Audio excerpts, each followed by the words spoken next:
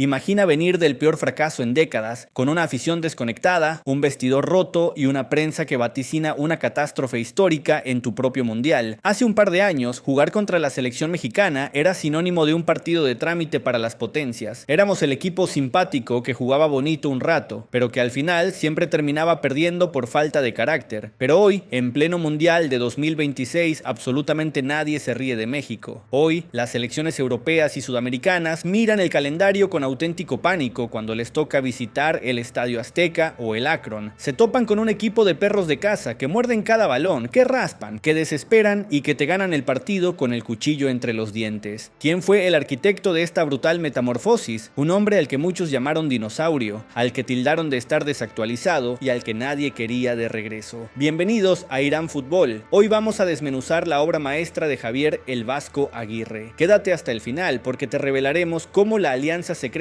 con Rafa Márquez, su protección a los naturalizados y su fe ciega en tres jóvenes inexpertos crearon a la selección mexicana más temida de la historia moderna. Arrancamos. Para entender la magnitud del milagro que estamos presenciando en este 2026, primero tenemos que abrir las cicatrices del pasado, porque la historia de Javier Aguirre con la selección mexicana no era un cuento de hadas, era una tragedia griega llena de traumas. Aguirre siempre fue el eterno bombero de la federación, ese técnico al que llaman de emergencia cuando la casa se está incendiando. Lo hizo en 2001, rescatando el boleto para el Mundial de Corea-Japón. Parecía que haría historia, pero todos recordamos la puñalada en el corazón que significó perder en octavos de final contra Estados Unidos en 2002. El infame 2-0. Años después, la historia se repitió. Lo llamaron de emergencia para salvar el barco rumbo a Sudáfrica 2010. Logró clasificar, pero el sueño se volvió a estrellar en octavos, esta vez ante Argentina, marcado por aquel error garrafal de Ricardo Osorio y el fuera de lugar de Carlos Tevez. Aguirre se fue por la puerta de atrás, jurando que su ciclo con el Tri había terminado para siempre. La prensa lo tachó de anticuado, decían que su estilo de motivación y gritos ya no funcionaba con las nuevas generaciones de cristal. Por eso, cuando el proyecto post-Qatar se hundió en la miseria y la federación lo volvió a anunciar como el salvador para este mundial de 2026, el país entero puso el grito en el cielo.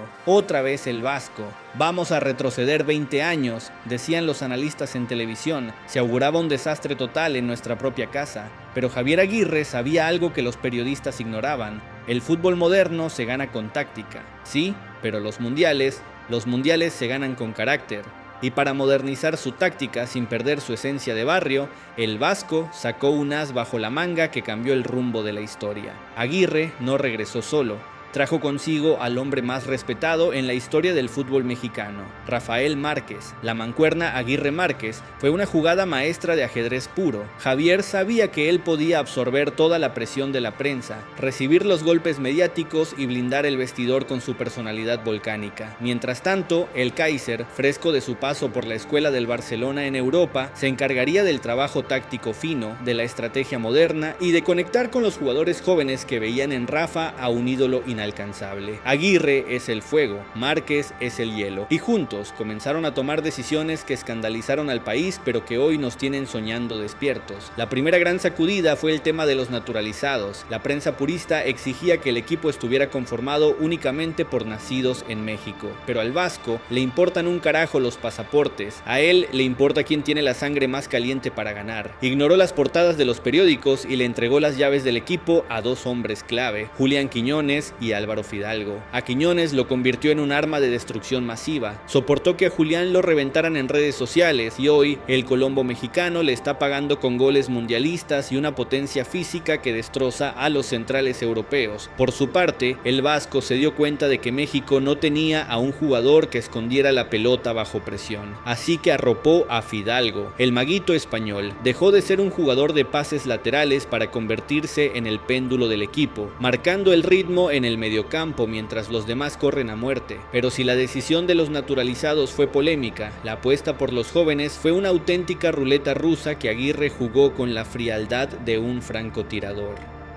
En un mundial donde la presión de ser local te puede derretir las piernas, el manual dicta que debes jugar con veteranos, pero Aguirre miró a la banca y decidió que era el momento de soltar a los perros jóvenes. Primero, le dio confianza ciega a Mateo Chávez en la lateral, un chico con la carga emocional de vengar a su padre tras el corte de Francia 98. El Vasco le dijo: sal y cómete la cancha. y Mateo nos regaló ese golazo histórico.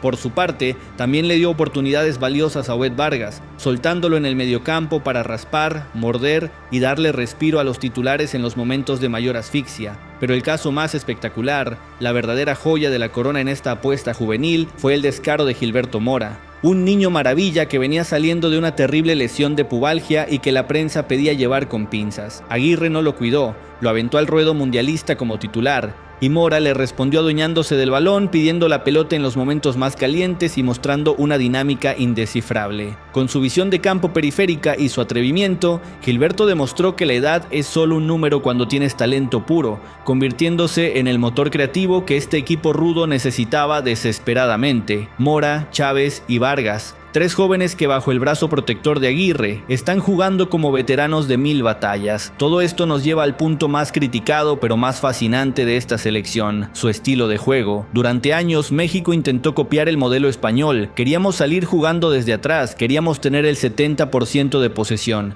Queríamos el famoso "Joga bonito" que técnicos como el Tata Martino nos prometieron. Y el resultado siempre fue el mismo. Jugábamos como nunca y perdíamos como siempre por un contragolpe absurdo. Javier Aguirre llegó para arrancar esa mentalidad de raíz, aceptó nuestra realidad. El vasco entendió que México no es Brasil, ni España, ni Alemania. Aguirre instauró lo que hoy el mundo conoce y teme, el juego feo pero efectivo. A esta selección no le interesa tener la pelota si no es para lastimar. Si hay que reventar el balón a la tribuna, se revienta. Si hay que hacer una falta táctica en medio campo para cortar un avance, se hace con rudeza. Si hay que defender con línea de 5 colgándose del travesaño durante los últimos 20 minutos de un partido, se hace sin un gramo de vergüenza. Es un equipo rocoso, mañoso, físico y desesperante. Aguirre convirtió a México en el equipo contra el que nadie, absolutamente nadie, quiere jugar. Los rivales terminan los partidos frustrados, golpeados y desesperados porque el equipo del Vasco te asfixia, te cierra los espacios y te mata en un contragolpe o en un balón parado. Y los resultados de este estilo pragmático hoy están a la vista de todo el mundo. Estamos a 1 de julio de 2026. México ya está instalado en los octavos de final de nuestra Copa del Mundo, y los números son simplemente escalofriantes. 4 victorias consecutivas, 0 goles en contra, una defensa de hierro que acaba de aniquilar y mandar a casa a la llamada generación dorada de Ecuador en la ronda de 16avos de final. El Estadio Azteca ruge como no lo hacía en décadas. La afición mexicana por fin se siente representada, no por un equipo que juega bonito, sino por un equipo que se parte el alma, que muerde y que no regala ni un centímetro del césped. Javier Aguirre pasó de ser el dinosaurio y el bombero criticado a ser el estratega supremo que le devolvió el terror a la camiseta verde. Con Rafa Márquez en la pizarra, con Quiñones y Fidalgo rompiendo el molde